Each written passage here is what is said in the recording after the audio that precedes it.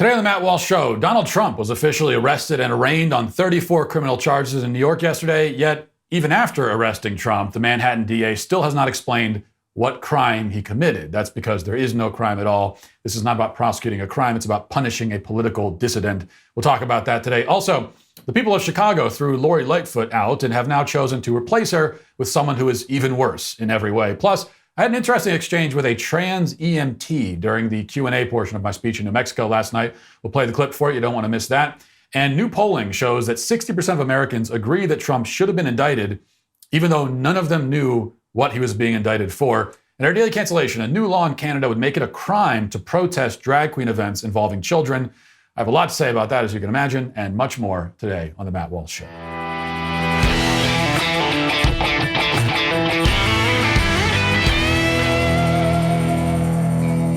Biden's plans to help struggling business owners in the wake of COVID lockdowns were to prioritize Black, Latino, Native American, and women-owned businesses. It goes without saying that if Biden had said his plans were to prioritize white, male-owned businesses, well, there would have been outrage.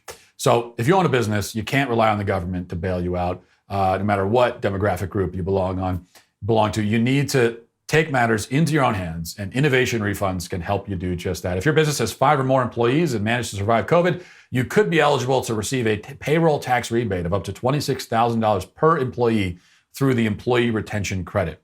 All you got to do is go to getrefunds.com. Innovation Refunds has already helped clients claim over $3 billion in payroll tax refunds through the ERC, and they may be able to help your business too. This is not a loan. There's no payback. It's a refund on your taxes. There's no upfront charge either. So don't let this opportunity pass you by. See if your business qualifies for ERC assistance in just 8 minutes. Go to getrefunds.com, click on Qualify Me, and answer a few questions. The payroll tax refund is only available for a limited time, so don't miss out. Go to getrefunds.com. That's getrefunds.com. It's finally official. Yesterday, in one of the most disgraceful and alarming scenes in the history of American politics, former president and current GOP primary frontrunner Donald Trump was arrested and arraigned on 34 felony counts in New York. No president has ever been charged with a crime, and that's certainly not because no president has ever committed a crime in the past. Indeed, crime and corruption have been the norm in D.C. And among our political elites, and yet very few of them, and nobody at Trump's level, at the presidential level, have ever been made to answer for it, except Donald Trump.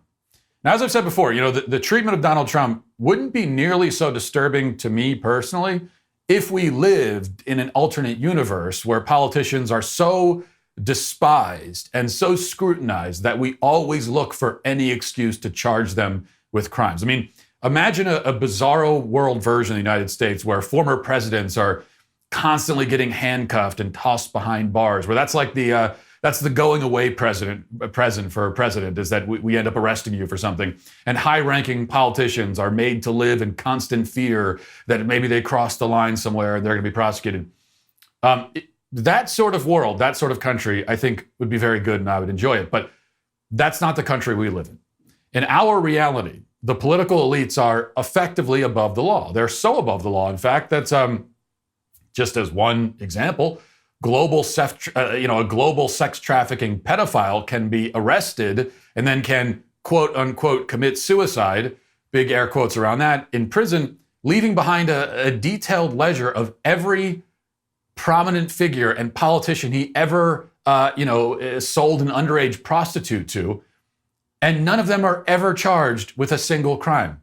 In fact, the names of the people in the ledger are never released to the public. There is no accountability at all. That is how firmly above the law these people are, except Donald Trump. In his case, they've spent years and years poring through his personal life, rifling through every document they can find, checking his financial records, scrutinizing every jot and tittle until they found something to charge him with. But the only problem is that they actually didn't find anything to charge him with. There's actually nothing there. It turns out that Donald Trump is perhaps the least corrupt politician in American history. And we know that because he's one of the only ones that the system has tried to find something on, has tried to destroy, and they haven't been able to do it. It was clear from the time that the indictment was announced that the Manhattan DA, Alvin Bragg, had nothing on Donald Trump. He was firing blanks the whole time. Yet the indictment itself remained sealed. And up until yesterday, which left open the theoretical possibility, a possibility that the media clung on to with desperate hope, that maybe there would be some major bombshell, some big surprise that Bragg hadn't yet revealed publicly. Maybe he was only pretending that this was a criminal case centering around Trump paying off some porn star so that she wouldn't go blabbing publicly about an affair during a presidential election, which definitely is not a crime. And maybe in reality, buried in the indictment would be the revelation that Trump also killed someone. Maybe he really did shoot somebody on Fifth Avenue. Maybe that was a confession. Maybe he organized a bank heist or something. Who knows? That was the hope that the left tried to cling to. But all hopes were dashed yesterday as Trump was arraigned and the indictment was finally unsealed and the truth was revealed.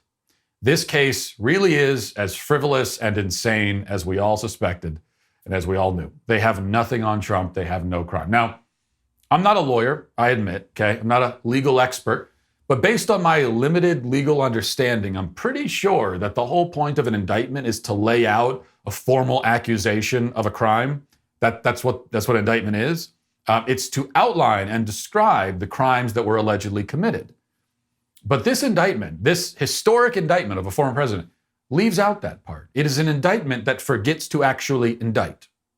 The document does not explain what the underlying crime actually is. And to top it off, the statute of limitations has already passed. And to top that off, Bragg is apparently trying to prosecute a violation of federal law. Though again, we don't really know which law.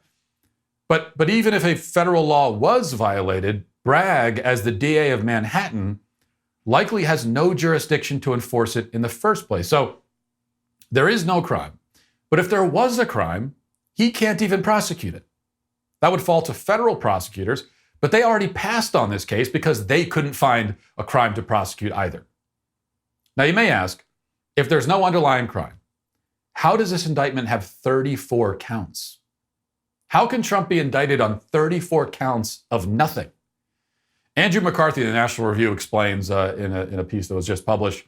I'll read a little bit of it. It says, Bragg's indictment fails to state a crime, not once, but 34 times. On that ground alone, the case should be dismissed before one ever gets to the fact that the statute of limitations has elapsed and Bragg has no jurisdiction to enforce federal law if that's what he's trying to do, which remains murky.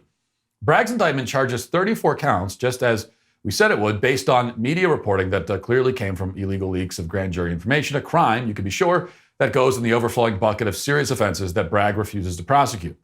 The 34 counts are arrived at by taking what is a single course of conduct and absurdly slicing it into parts, each one of which is charged as a separate felony carrying its own potential 4-year prison term. Trump reimbursed Michael Cohen in monthly installments during 2017 for the $130,000 paid to porn star Stormy Daniels right before the 2016 election for her silence about an alleged affair. That, in reality, is a single transaction, Trump paying back a debt to Cohen. Yet, because Trump paid in installments, and each installment includes an invoice from Cohen, a bookkeeping entry by the Trump Organization, and a payment to Cohen by check, Bragg not only charges each monthly installment separately, he subdivides the installments into installments, as if the invoice, book entry, and check were independent criminal events. Voila, one transaction becomes 34 felonies. Okay, this is not even weak sauce. There's no sauce here. And this is also, if a prosecutor is confident that there's a crime here and he's got a slam dunk case, he's not going to feel that he needs to take one crime and separate it into 34 chunks. That's the kind of thing you do when you know you don't have anything, and so you're throwing everything at the wall that you possibly can. There's not anything here but a dumb, pudgy, self-promoting district attorney who will tear the country apart just to make a name for himself. And on that score, he's already succeeded. He is certainly nationally recognized now, except that he's recognized as a national disgrace. I mean, this case is such a joke that you can even turn on CNN to hear detailed criticisms of it. So just as one example, here's John Bolton, not a Trump fan, to put it mildly, on a CNN panel, explaining why the indictment distresses him. Listen. Big picture, what do you think of the indictment? Well, speaking as someone who very strongly does not want Donald Trump to get the Republican presidential nomination, I'm extraordinarily distressed by this document. I think this is even weaker than I feared it would be. And I think it's easily subject to being dismissed or a quick acquittal for Trump. Just speaking, going back to the days when I represented Jim Buckley and Gene McCarthy and the constitutional challenge to the underlying federal statute here passed in 1974, I can say there is no basis in the statutory language to say that Trump's behavior forms either a contribution or an expenditure under federal law, the two key definitions at issue here. If it did, it would mean that every single expenditure a candidate made could be taken to have something to do with his campaign. Do I buy a $1 comb to comb my hair or a $10 comb to comb my hair? If you can construe the statute to cover this behavior, then I think it violates the First Amendment, because you're deeply into territory that makes this statute, absolutely, federal statute, too vague for enforcement. And as what I understood the district attorney to say, that he thinks there's a New York election law involved here, all I can say is the Federal Election Campaign Act absolutely preempts any state or local law to the contrary. How could it be otherwise? You've got one law governing corporate finance in a presidential election at the federal level. You're going to have 50 state laws interfering with it. So he's just wrong on the applicability of the New York statute. He thinks there's a New York election law that he can use to prosecute Trump. Even by the most generous possible reading here, Bragg is searching for a law that Trump might have broken. He thinks there might be one. He's still not sure, but he arrested the former president anyway. That's the best possible interpretation, and it's far too generous. Because in truth, Bragg knows that there's nothing here, which is why he couldn't explain the crime in the press conference that he held after the arraignment. Listen to this. Why did Donald Trump repeatedly make these false statements? The evidence will show that he did so to cover up crimes relating to the 2016 election. Donald Trump, executives at the publishing company American Media Incorporated, Mr. Cohen, and others agreed in 2015 to a catch and kill scheme. That is, a scheme to buy and suppress negative information to help Mr. Trump's chance of winning the election.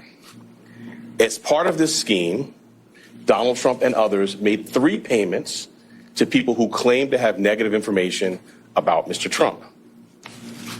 To make these payments, they set up shell companies, and they made yet more false statements. Oh, dear God. I mean, never mind. I take it all back. Forget everything I said before. You mean to tell me that Trump tried to suppress negative information about himself during a political campaign? You mean that as part of his efforts to get elected to public office, he tried to prevent embarrassing things from being publicized about him? I mean, well, surely he's the first political candidate in the history of the country to ever do something like that. I mean, it's not like literally every political campaign in the entire history of politics has also made efforts to suppress negative information. It's not like that's like an essential part of campaigning. That's part of what campaigning is. No, certainly not. Trump is the first to ever do it. That much we can agree on. But still, what is the crime? Okay, is that a catch and kill scheme to buy negative stories, purchase the rights to negative stories, negative information, and then kill it? Is there a crime? What's the crime there? Is there a legal statute somewhere that says you can't do that? Is it a crime to try and win an election? What's the actual crime? Well, Bragg never explained, but he did say this. Listen. 34 false statements made to cover up other crimes. These are felony crimes in New York State, no matter who you are. We cannot and will not normalize serious criminal conduct. The defendant repeatedly made false statements on New York business records. He also caused others to make false statements. Well, that's exactly the crux of it, because it says, well, he's covering up an underlying crime. But what is the underlying crime? What is he covering up? And somehow that has still not been explained. Okay, so Trump has been arrested and charged with doing something to cover up some underlying crime, and no one has explained what that crime is. But Bragg says we're not going to normalize criminal conduct. Well, but except that's exactly what Alvin Bragg wants to do. That is his entire mission. And it's the mission of every Soros goblin DA. There is no better way to summarize their strategy than that. They want to normalize crime. And they've succeeded. Crime has risen sharply since Bragg took office and was already on the rise before he took office. So it's even worse than it was. It was bad before. Now it's worse than that. Bragg is doing everything in his power to make sure that violent predators are released back out into the community as quickly as possible, as light punishment as possible, so that he can spend all his energy trying to punish an innocent man. He is very much making crime normal. That's exactly what these people want to do.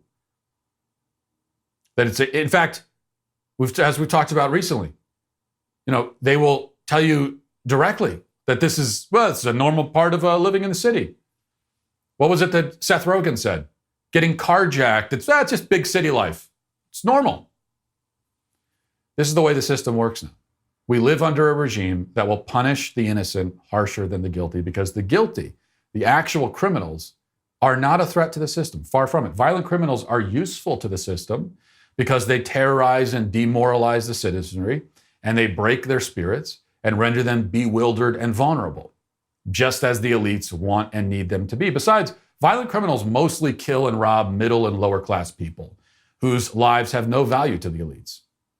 Okay, criminals are going after random commuters on the subway. They're going after people that work in gas stations and convenience stores. Well, Alvin Bragg doesn't care about them. The political elites don't care about them. But Trump committed the real crime by offending and defying the elites themselves. And that's why they want to take him down. I said earlier that trying to win an election isn't a crime, but actually it is, as far as they're concerned. That, in fact, is the crime he's being indicted for. That he tried to win an election, and he won it. If you're not on their team and you try to gain political power, you have committed the ultimate crime of defying them. And that is actually what they want to make Trump pay for. Now let's get to our 5 headlines.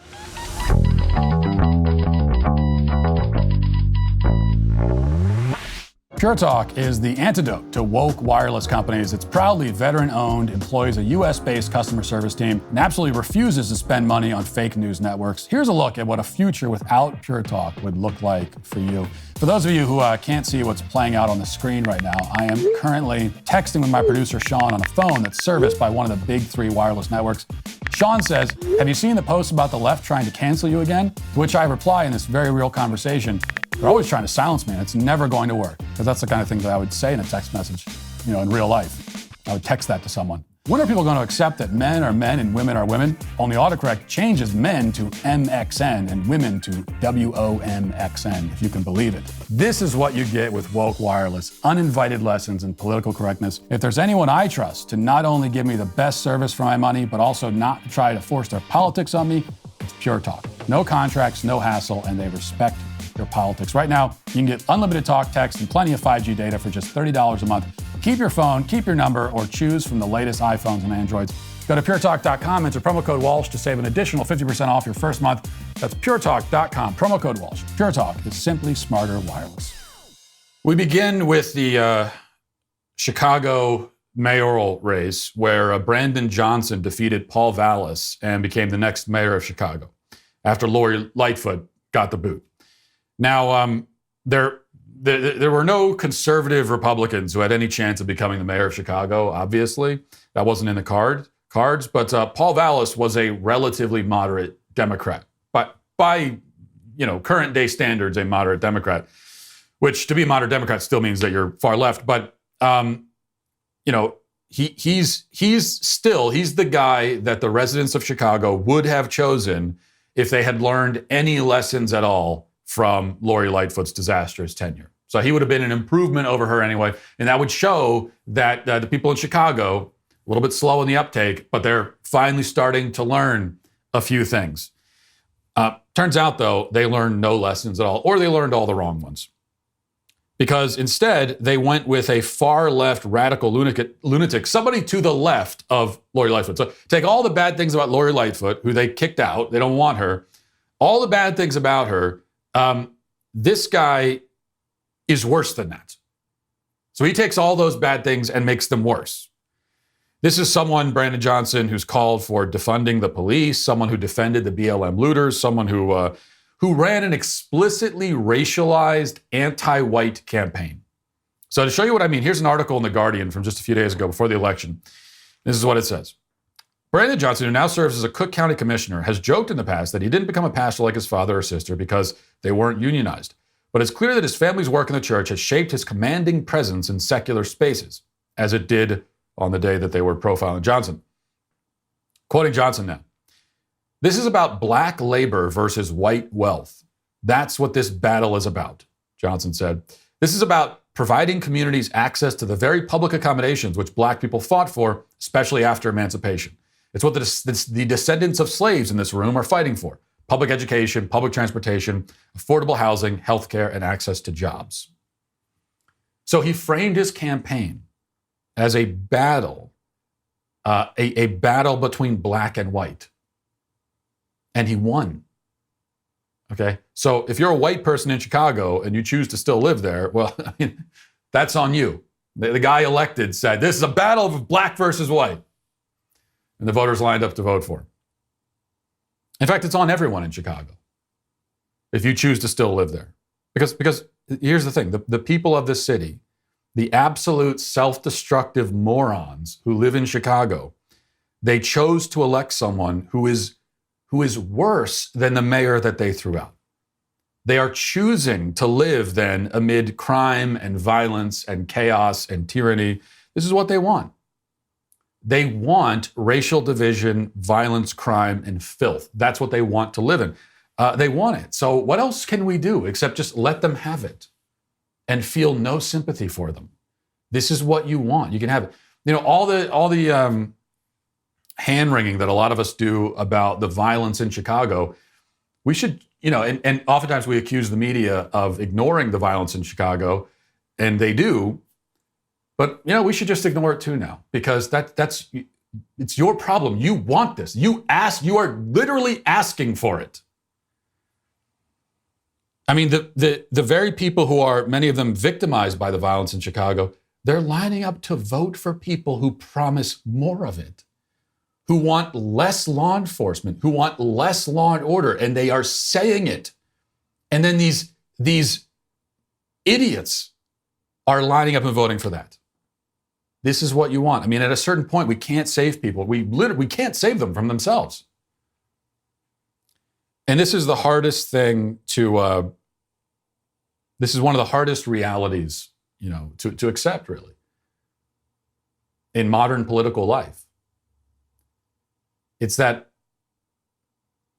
the problems start with the voters. Okay, so we can talk about the corrupt elites and the Soros DAs and all that stuff, as I just did. We do all the time on this show. But it's also true that we still do live under a democratic system, which means that, you know, this guy is the mayor of Chicago because people voted for him. Yeah, if they had really overwhelmingly rejected everything this guy stands for, he wouldn't be the mayor of Chicago right now. People are getting what they ask for. There's something deeply wrong with many of the voters, many of the people who are voting for this stuff. And it's at a point, it's been at a point for a long time where there's nothing for us to do except say, you can have it. And so, yeah, if you're a sane person, if you're a person in Chicago and you value your own life and you care about your children and all of that, then you just got to get out. Give up on it. Let it fall apart. I think that's our only path now. All right. I spoke at New Mexico State University yesterday. It was actually a great event. A lot of fun, I thought. And for the first time in a long time, I was directly challenged in the Q&A by several people, including several trans people. So this happens every once in a while. Somebody will get up during the Q&A and they'll try to challenge me on this issue. But this is the first time in a while where most of the Q&A consisted of people on the other side stepping up one after another to try to debunk my points or challenge me, and which I think is great. It makes it a lot more fun. And this is mainly what the Q&A is supposed to be for. That's why we have the policy and the Q&As at these college events, where if you disagree, you get to go to the front of the line. Because it's great to hear from people who are supporters and they agree and they can ask really interesting questions. But very often then I'm just in the spot of restating a lot of things I already said in the talk. It's more interesting to hear from people on the other side. So that happened here, and I appreciated that. It's worth going to Yaf's YouTube page to watch the whole event, and I think. But I want to play one clip. It's kind of long, it's about 5 minutes, but it's interesting because this is a trans person, one of a few that got up during the Q&A, who begins by presenting his credentials as an EMT. So says he's a medical professional, he's trans, so he's in authority on this, whereas I am not, he says. And the back and forth went on for long in the fight, probably went on for about 10 minutes. But we'll pick this up about halfway through. Listen. How would you define a woman? Because you've asked other people up here to define how we would define a woman. How would you define a woman, Mr. Walsh? An adult human female.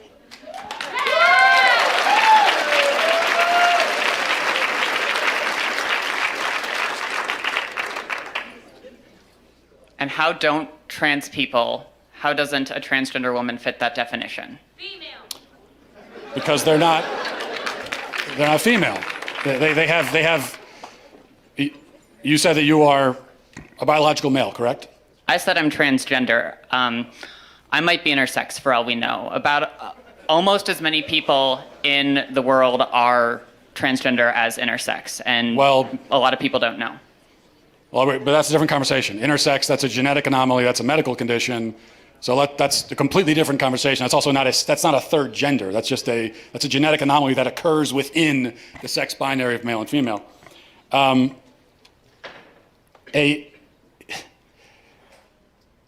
you're saying is that a quote-unquote trans woman is a female? By the definitions I'm familiar with, yes. So how would you define female? Through my training in healthcare, there are several different categories for how we define sex. People bring up chromosomes. People also bring up hormone levels. People bring up all sorts of other categories. Lots of people don't fit neatly into a gender binary, even people we don't consider to be intersex. It's a complicated spectrum. It's not complicated, but you also didn't define. So what is a woman? What is a female? What do these words mean? It's complicated, and I know you're not going to like that answer, but that's because there are no simple answers in human biology. Let me ask you a question. You guys, Can I ask you one last question? on. Just let me finish. You guys like to bring up high school level biology classes a lot. I get that a lot, but people who go on to more complicated biology classes will talk about sex as a spectrum. It's not. It's not. Well, biological researchers would disagree with you. Well, then they're full of the ones that would say that.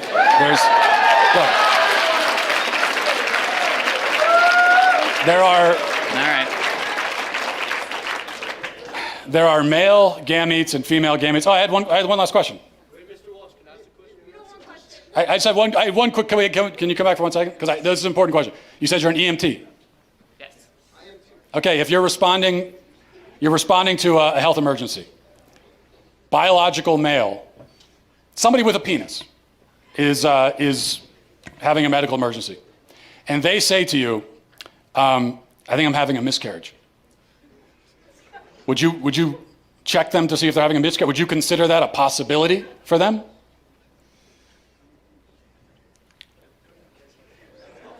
Look. No, but that's because some people don't have body parts. Doesn't mean they're not a woman. Okay. Sounds like we've established there are some people who, in principle, can get pregnant, and there are some people who can't. So there's two categories, otherwise known as binary. Lots of women can't get pregnant either. Yeah, but they're still of the nature to get pregnant. The only But reason they can't get pregnant. Yes, but truth matters, right? it does. That's what I'm trying to explain to you. Truth matters, and they can't get pregnant. That's the truth. So how are they still women? Because they are for the same reason that I can rightly say that human beings have two legs. And if a person is born with only one leg, that doesn't call into question the statement that human beings have two legs, okay? A person being born with one leg doesn't mean that now legs are on a spectrum and we can't say anything at all about how many legs a person has. Who knows? They could be a centipede. You know, they could have 100 legs. No, we know human beings have two legs. If a human is born without two legs, something went wrong. They were supposed to have that second leg. Something went wrong. If you meet a person on the street who only has one leg, maybe they had an accident. Maybe they were in war. Maybe something, you know, maybe they were in a car accident. Maybe they had cancer. A leg was cut off. But you know that something went wrong because by their nature, they're supposed to have two legs. Same thing for a woman. A woman by her nature can get pregnant. A man by his nature never can. So if you meet a woman of childbearing age, say she's 28 years old, and she can't get pregnant, you know automatically that something has gone wrong. And she can go to the doctor and find out what that thing is, even if they can't fix it. So that proves that women by their nature can get pregnant, because the simple fact that she can't shows you that there's something wrong. This is what is known as the exception that proves the rule. Whereas if a male with a penis can't get pregnant, no doctor on earth is going to run tests to see what's wrong with him. Because they already know it's that he's a male, and there's only male and female, those who can get pregnant and those who can't. So, that's it. There it is. It turns out, now, when you can be stumped on a rebuttal like this or a question like this, you know, a man, somebody with a penis says, I'm having a miscarriage. Would you take that claim seriously? Would you actually run tests to see if that was really happening? And you could tell that this was somehow, for this person, this is something that he never really thought about. But he realized he had to admit, well, of course I wouldn't. Because there are two categories of people. There are people who can get pregnant, and there are people who can't. There are people who, as I try to explain, there are people who by their nature can get pregnant, people who by their nature cannot. Those are the two categories. And you could call those categories whatever you want. You know, we say man and woman in the English language. In other languages, they use other words. So the actual words themselves are simply symbols that stand for something. They're verbal symbols. And so it's true that the verbal symbols can change. They change over time. They change depending on your language. But the reality that they are symbolizing, the reality they represent, that doesn't change. There are people who get pregnant, people who can't. You know, as I was trying to explain there, the way I phrase it is, you know, women by their nature can get pregnant. And I think that that's a technically, scientifically, a precise way of putting it. Maybe another way to put it, we say by their nature. Maybe for some people it goes a little bit over their head. It seemed to a bit with the person I was talking to there. So another way of putting it is a woman is someone who is supposed to be able to get pregnant. A woman is someone who's supposed to be able to get pregnant. A man is someone who is not supposed to be able to get pregnant and can't. A woman is supposed to be able to get pregnant. A man never can. So those are the two things. And then that means that the comeback of, well, what about women who can't get pregnant? Yeah, but they're supposed to be able to. Even if they can't, they're supposed to be able to. Which is why, as I explained there, a woman in childbearing age, say a 28-year-old woman, can't get pregnant, goes to the doctor, says, I'm not able to get pregnant. The doctor is never going to say, well, yeah, you're not supposed to be able to get pregnant. You just belong to a different category, a person who doesn't get pregnant, so we're not going to run any tests at all. No, the doctor's going to know, okay, well, that's not how that's supposed to work. You're a woman, so you should be able to get pregnant. Let's figure out what's going on. And they will always find it. That's the incredible thing. The doctor will know, just based on the fact that this is a woman, childbearing age, can't get pregnant, he will automatically know there's some kind of medical problem happening here. And they will be able to find it. Whether they can correct it or not, they can find it there. 2 categories. That's what we call a binary.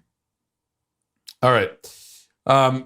The Daily Wire has this report. A new CNN poll found that more than half of all Americans approve of Manhattan District Attorney Alvin Bragg's decision to indict former President Donald Trump, despite the fact that no one surveyed knew the contents of the still sealed indictment when they answered questions about it. CNN anchor Jake Tapper broke down some of the results of the poll, which was taken between March 31st and April 1st. It showed that an overwhelming majority of Democrats, 94%, were in favor of the indictment. A majority of independents also supported it, 62%, followed by just 21% of Republicans. Overall, nearly 2/3, 60% of those surveyed, said that they supported the decision to indict Trump. But as critics quickly pointed out, neither those asking the questions nor those answering it had any idea what specific crimes the former president was actually being charged with. And yet they answered it anyway. So 60% overall said they support the indictment. 62% of independents. I think that 21% of Republicans is the biggest concern for Donald Trump anyway. Maybe not in the primaries, but in the general election. And we know that they said they support the indictment without knowing what the indictment is. And now the indictment's been unsealed. We still don't know what the indictment is. We still don't know what the underlying crime is, except that it doesn't exist. We know that. All that means, obviously, is that 60% who were polled don't like Trump. That's all. Like every poll having to do with Donald Trump was, do you support this thing that's happening to Trump? Or do you support this thing that Trump said or did? The details don't matter. Every poll is really just, do you like Trump or not? Because that's how people are going to interpret it. And they're going to answer it along those lines. That's all. And so it shows the problem that Trump will face in the general election. And I'm struggling to see how it's not an insurmountable problem for him. That everything is baked in. Who can be persuaded at this point? Is there anyone left of all, all the potential voters in America in a general election? Is there anyone left who's actually on the fence about Donald Trump? Now, I totally believe that there are people who could be swayed either way in the primary. There are tons of people. I talk to people all the time who are kind of like, I like DeSantis. I also like some of what Trump did. I think he should get a second shot. I don't, so they're on the fence about it. There's also been, because of what's happening to Trump now, there's been this rallying around him. His numbers are going up, which is very predictable. That makes a lot of sense in the Republican primary. But these are all people who they're going to vote for the Republican anyway in the general. In the general election, in that context, who can be persuaded? Like, is there anyone who would, in a theoretical general election between Joe Biden and Donald Trump, is there anyone right now who's on the fence? I don't know. I could go either. I'm not sure. I'm not sure. I still got to hear these guys out. I got to hear Trump out some more. I might vote for him. I don't know, but I might vote for Biden. It doesn't exist. That's a category that doesn't exist. It's all baked in. There's no one left to persuade. And I don't know how you get over that. I don't, no one has shown me how the math works. How does Trump, in a general election, how does he win? What's the path to victory? I'd be very interested to hear someone explain that, and I haven't seen anyone explain it. And for me, in the primaries, Ron DeSantis hasn't even jumped in yet. So, and maybe, I think it's 90% chance he will, but maybe he won't. Assuming he does, and I could talk about the reason I like DeSantis, it's his policies, things that he's done as governor. That for me is why I like him. But really, we could put all that to the side, because in the primary, I am a single issue voter, and I think that we all should be in the primary a single issue voter. And the single issue that matters in the primary is who can win in the general. That's it. That's the only thing that matters. Because all the rest of it is irrelevant if the person can't actually win the presidency. Only thing that matters is who can win. Now, I don't have a crystal ball. I can't see into the future. But that's what I'm saying is that's how we need to think about this. So when you're weighing the candidates, you're looking at policies, you're looking at personality, you're looking at all those things, but really you put that to the side. Now you're running the math in your head. You're thinking most plausible scenario, who's more likely to win in the general, and that's how we have to make our decisions. Again, from the Daily Wire, representatives for the Bud Light brand owned by Anheuser-Busch confirmed a brand partnership with trans-identifying activist Dylan Mulvaney after followers speculated the whole thing could be an April Fool's Day prank. Now, by the way, if you were one of those people, we talked, a couple days ago about Bud Light sponsoring Dylan Mulvaney, congratulating him on his day 365 of girlhood. Because again, this is a grown adult man who is very specifically pretending to be an underage adolescent girl. So congratulating him on day 365 of quote unquote girlhood. We talked about that, and I saw even in the comments there were people speculating that, well, no, this can't be real. This is an April Fool's prank. This came out around April Fool's. It must be a big prank from Dylan Mulvaney. Okay, this is still the kind of coping that we have to put to the side now. We have to get past this. Like, if you're still in a position, if you still are, like, it's hard for you to believe that Bud Light would sponsor Dylan Mulvaney, that just shows me that you really haven't been paying attention and you need to clue into reality. There's nothing unbelievable about it at all. And these are a lot of the same people who still insist that maybe this whole Dylan Mulvaney thing is all one big prank by him. He's Andy Kaufman. It's a performance artist. This is all one big troll. I mean, this can't actually be serious. No, it is serious.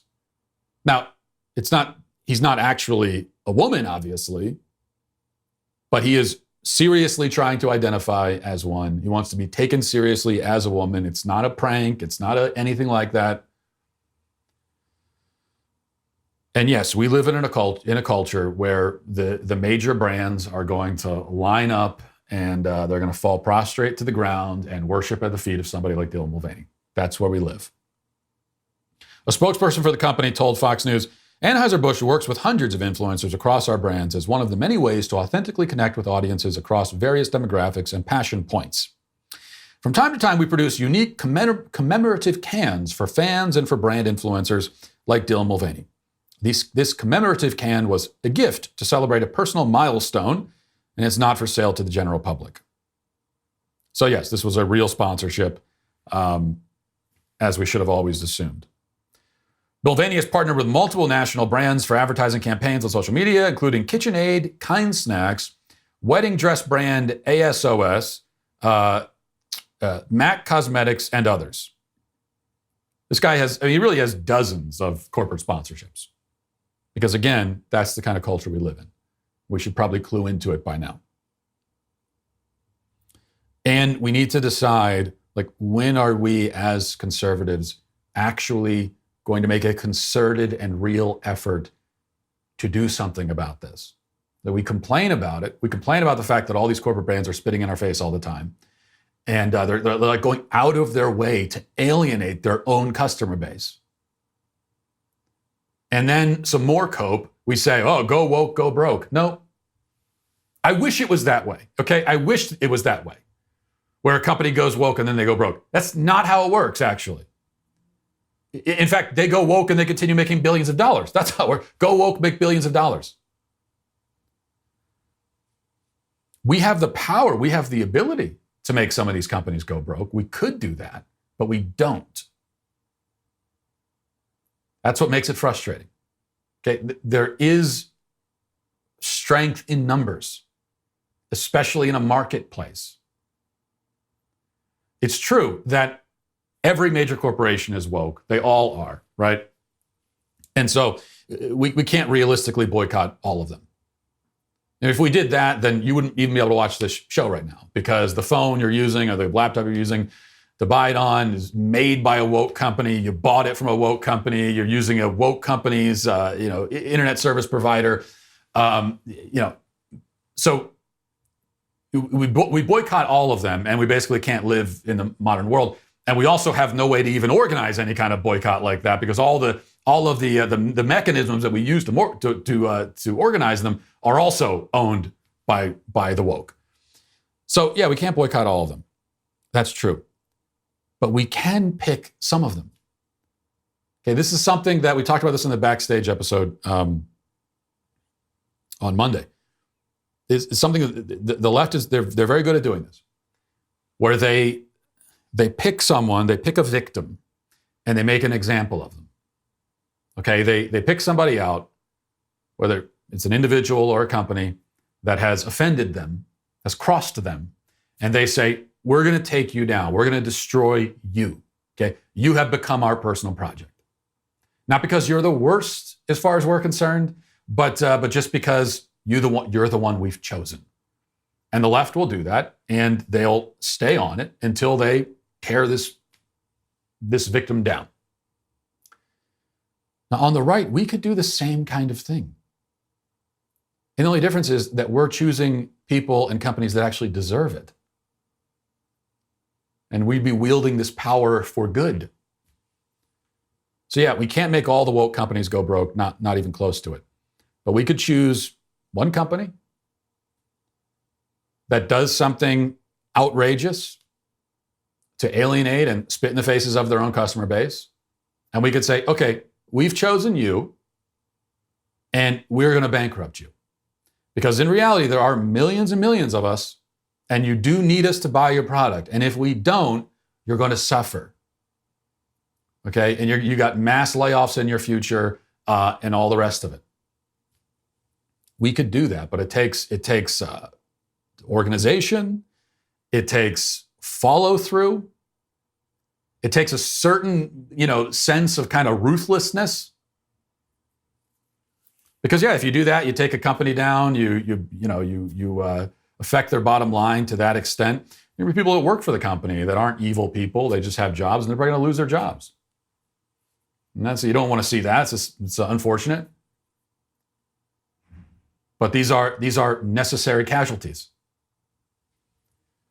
So we have to have the willingness, we have to have the ruthlessness, we have to have the organization, the attention span, and the follow-through.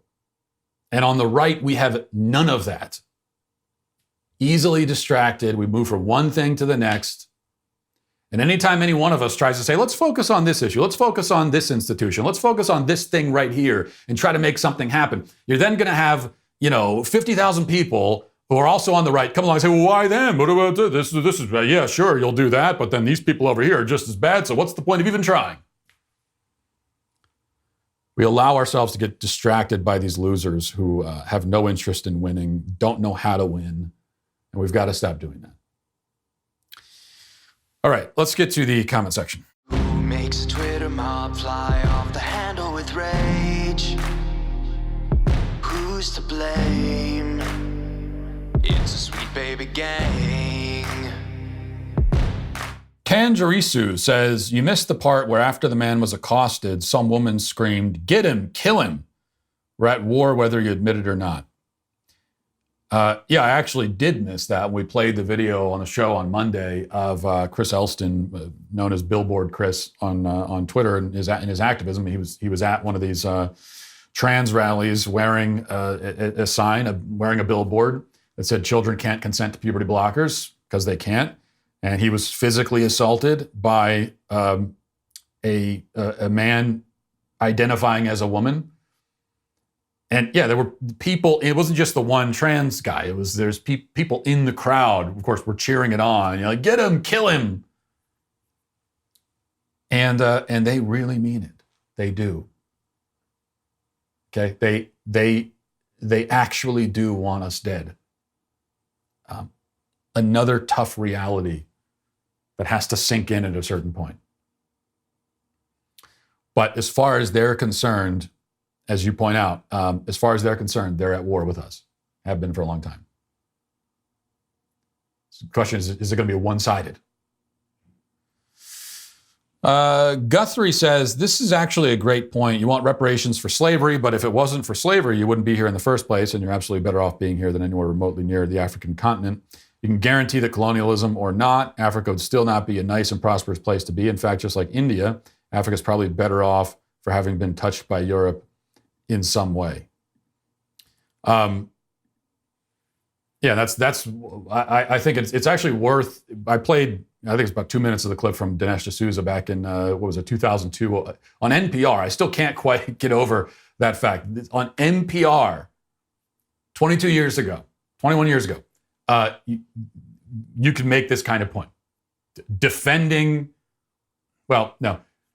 Talking about the benefits of colonialism, making arguments against reparations, saying things like the descendants of slaves are better off being here. That was Dinesh D'Souza laying that out on NPR only a couple of decades ago. That was the kind of thing that you could say on NPR. But it's worth going. If you can Google that, you can listen to his entire, his whole statement on this, because it is very interesting. He makes a really good point. Michael Brown says, way to bring it on home, Matt, with a fabulous cancellation. I think social media has played a large role in this phenomenon of good or bad think.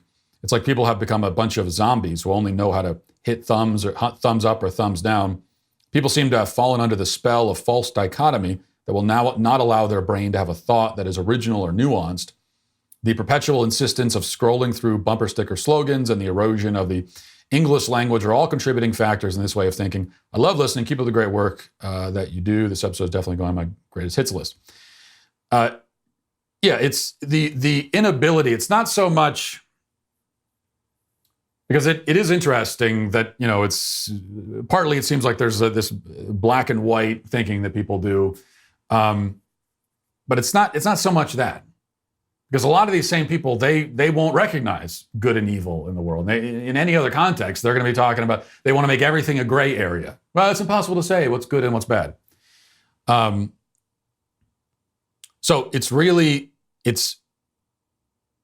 the problem, as I said on Monday, is that there's one thought, there's one assigned, it's not even a position, it's just one thought, one statement that's supposed to apply to every issue. And sometimes the one assigned thought or statement is correct. So when it comes to slavery, the one assigned thought that we've all been given, that we're all supposed to think and say, is slavery is bad. And that's correct. It is bad. But the problem is that you're not allowed to go beyond that. That's the only thing you're allowed to say about it. And if you say anything else about it, then you have begun excusing it. Which, on top of leading to ridiculous policies like reparations, it also it contributes to making us dumber. So this situation comes about because we have become dumber as a culture, and then it also feeds that. It makes us makes us all the more dumb, because we're not allowed to have interesting conversations with it. Slavery, given the fact that slavery was a universal institution across the entire world for thousands of years, there's like a lot that should be said about it. It's one of the critical facts of human history. And so there's interesting conversations we could have about, why was that? How is it that for thousands of years, almost everyone in the world was basically okay with slavery? Now, they might not have all owned slaves, but that would have been determined by socioeconomic status.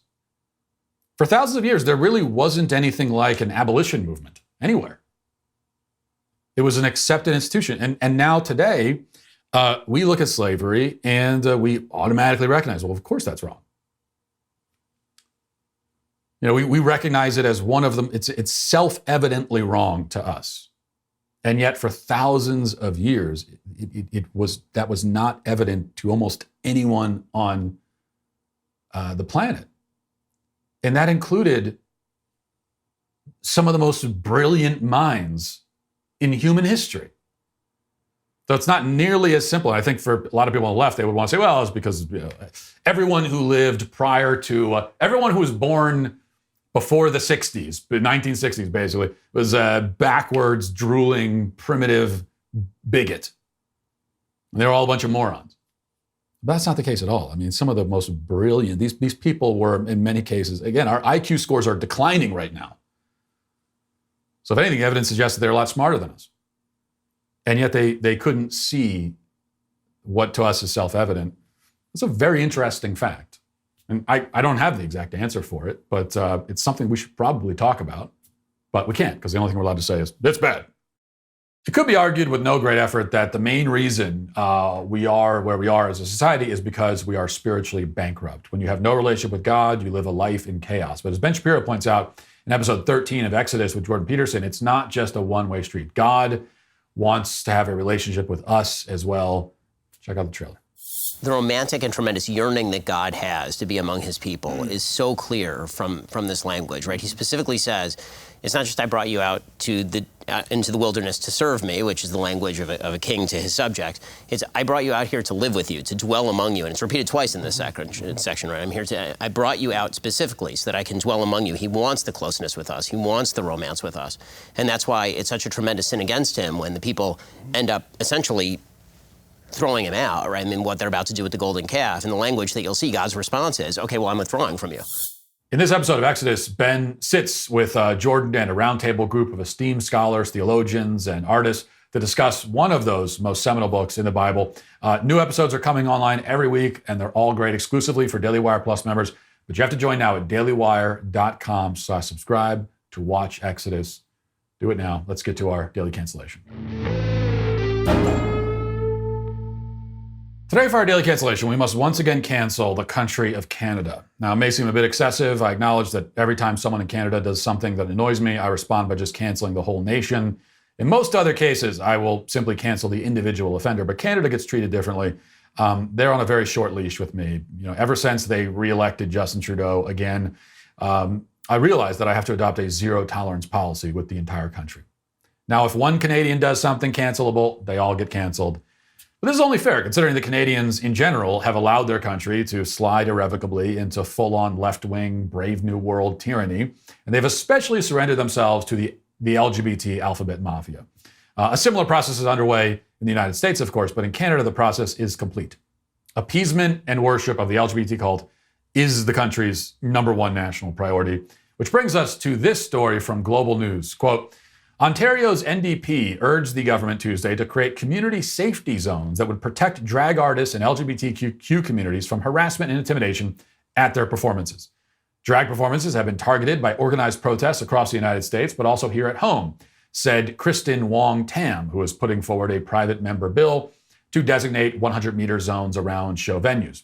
Wong-Tam, the NDP's critic on 2SLGBTQ issues and who uses they-them pronouns, said their bill is designed to keep the community safe. The bill would also allow the Attorney General to temporarily designate addresses, such as where a show is taking place, as community safety zones, and anti-LGBTQ harassment, intimidation, and hate speech within 100 meters would be subject to a $25,000 fine. Yes, of course, Kristen Wong-Tam is non-binary, identifies as they-them. You know, eventually every politician in both Canada and the United States will be non-binary because it's the easiest identity to tack onto your resume and give you, political clout without having to make any changes or do anything in particular to play the part. Non-binary is such an utterly meaningless label that the people who claim it can't tell you what they mean by it, can't explain how or why they decided that they have this identity, and cannot speak about it coherently for even 5 seconds at a time. Kristen Wong-Tam is, I looked it up, 52 years old. Now, I don't know when exactly she discovered her inner non-binary identity, but I can already assume with absolute confidence that it was very recently. She lived her entire adult life in the binary until one day, as a middle-aged woman, she decided that she's actually some sort of mysterious human entity who, in ways she cannot possibly explain, actually exists outside of the male-female binary that has defined all people who've ever lived since the dawn of humanity. But she, just like every other non-binary, quote-unquote, person, made this startling discovery about herself like 10 seconds ago. You know, a whole bunch of leftists all at once, just recently, at the same time, found out that they were non-binary. None of them were saying this about themselves 10 years ago, for most of them, not even 5 years ago. Just now, right now, they've made this determination. So it's almost like this is a fad, a social contagion, and not an actual legitimate category of being. Almost. Anyway, here's Kristen They Them announcing her plan. Listen. This new legislation in Ontario is designed to keep the 2S LGBT community safe. Drag artists, their audiences, the business, and the facilities that host those drag performances have been put at risk. And unless we put forward a strategy to protect them, Ontario's social, economic, and cultural richness is under attack. We have to protect that. The proposed legislation does two things, and I will go through them. Firstly, it enables the Attorney General to create a 2S LGBTQI+ community safety zone to prohibit within 100 meters of the property any homophobic, transphobic act of intimidation, threat, offensive threats, offensive remarks, protest, disturbance, and distribution of hate propaganda within the meaning of the criminal code. It also comes with it a penalty of $25,000 if prosecuted successfully. Secondly, the Act creates an Ontario 2S LGBTQI+ Safety Advisory Committee to provide recommendations to the provincial government on how to improve safety for our community and to prevent further hate. Just a quick note here. None of that is true. None of that is close to true. There isn't any rising tide of hate crimes against LGBT people, especially not in Canada, of all places. That's like saying there's a rising tide of fat phobia at Cracker Barrel. It doesn't make any sense. But I do believe that there has certainly been dramatic increases in LGBT people reporting that they are victims of hate crimes. But the increase in reporting is due almost entirely to two things. Number one, a lot of them just fabricate hate crimes out of thin air, lie about it, as we've seen time and time again. Number two, the category of hate crime is increasingly being expanded so that an LGBT person can claim to be a hate crime victim the moment they encounter any statement or opinion they don't like. And this point is proven in that very same clip when Kristen They Them tries to prove that hate crimes are a major problem by launching into a list of cities where protests against drag queen groomer events have taken place. So this is what she means by hate crime. Any action or statement taken by anyone to oppose or protest anything that any LGBT person is doing is a hate crime.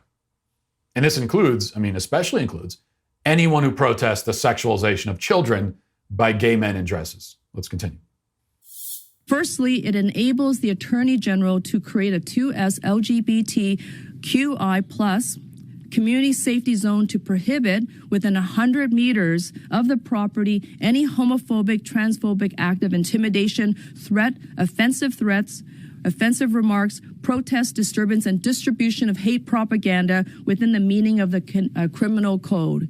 It also comes with it a penalty of $25,000 if prosecuted successfully. Now, I can help you with that. If you want to prevent further hate, what you could do is leave the kids alone. Just leave them alone. That's all you have to do. But you refuse to do it. You refuse to stop. You are addicted to sexualizing children, and you can't stop. Because almost all of the, quote, hate that you're experiencing, the hate the hate that you're not just making up anyway, is hatred directed at your actions, your behavior. Okay? That's what we hate. Yes, we are, if you are a leftist LGBT activist, or you are someone like Kristen They Them, and you have picked up that there is hatred being directed at you, you're right, there is. But the hatred is directed at what you are doing. People hate what you are doing. Specifically in this case, they hate that you are bringing kids into gay clubs so that grown adult men can perform burlesque routines for them. We hate that. Absolutely. This is the kind of hatred that Kristen They Them is trying to protect her, quote, community from. Later, speaking of that community, later in the press conference, she brought one of these poor oppressed groomers on stage to tell his story. These threats and intimidation tactics are very real and happening all around us to people we love and care about. Even in recent weeks, I myself have been victim to hate crimes and hate speech. I'm a professional drag queen who loves what I do more than anything in the entire world. Drag is all about spreading love and acceptance and allows people to feel empowered and special. Now, first of all, why are they always dressed like the evil stepmother from a Disney film if the film was directed by Tim Burton? This is their idea of womanhood, obviously. And you also, we can't skip over the fact that they have made drag queen into a protected category.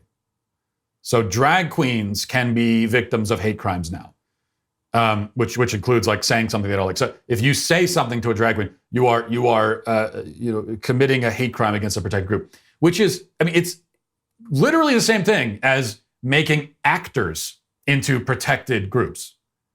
Where if you do something an actor doesn't like, or even if you beat up an actor, well, now you're not only charged with assault, but you're charged with a hate crime because they are an actor. That's what the drag queen is. They don't deny that. They are acting. They're playing the part of a woman, which in and of itself becomes a protected group. He did say something important there. He said that the drag is all about making the drag artist feel special. And I don't doubt that for a moment. Of course, it's primarily about giving gay cross-dressers an opportunity to act out their sexual fetishes. And some of them, as we've seen, are particularly excited about acting out those fetishes in front of children. But it's also about feeling special. That's the centerpiece of the LGBT agenda. It is to protect their right to feel special. I mean, as I explained during my talk last night, we live in the age of the psychological man, which means that people define themselves entirely by their desires and their feelings and their self-perceptions.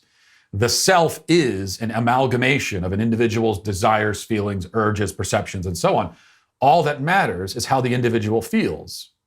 And the most important human right is the right to feel good, to feel special. Drag queens feel special when they parade around looking like, cross-dressing Edward Scissorhands. And so they have the right to do that. It is their most important right. And they say they have the right to do it in front of children because it makes them feel special. By this way of thinking, nobody else has the right to do or say anything that would make the drag queen feel bad about this behavior, which is why they intend to throw free speech entirely out the window and criminalize protests against these drag queen groomer events.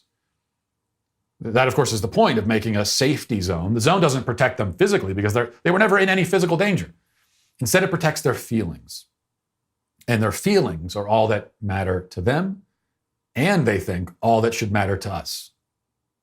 This is what the LGBT cult believes. And increasingly, countries are writing laws on the basis of this belief. Canada is not the only offender, but it is one of the worst. And that is why it is today, once again, canceled. That'll do it for the show today. We'll talk to you tomorrow. Have a great day. Godspeed.